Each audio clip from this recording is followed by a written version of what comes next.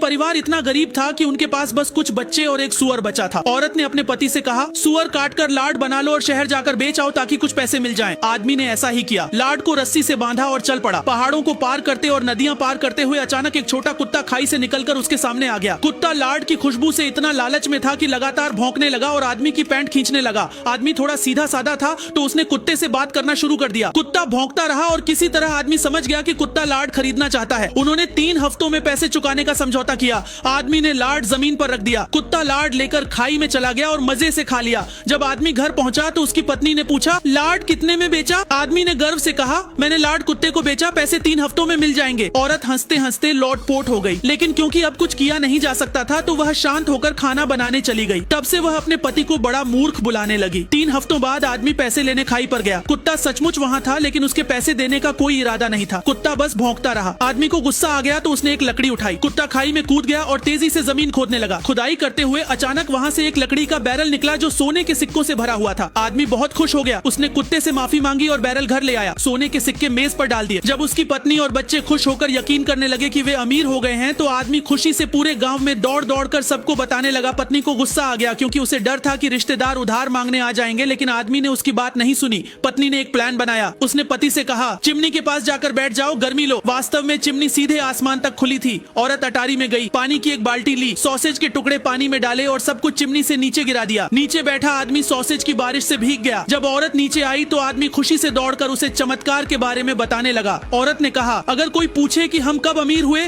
तो कहना जब सॉसेज की बारिश हुई थी। आदमी ने अपनी आंखों पर भरोसा करके हाँ कर दी। 3 दिन बाद जज और 2 अफसर आदमी के घर आए और पैसे देने को कहा। औरत ने शांति से कहा, हम इतने गरीब हैं, हमारे पास पैसे नहीं हैं। सुनकर आदमी बोला, हम सॉसेज की बारिश के समय अमीर हुए थे। औरत ने माफी मांगते हुए कहा, मेरा पति थोड़ा सीधा है, यहाँ कभी सॉसेज की बारिश नहीं हुई और हमारे पास कोई पैसे नहीं है। जज और अफसर हंसते हंसते चले गए और इस तरह चालाक पत्नी ने अपनी समझदारी से सारा पैसा बचा लिया।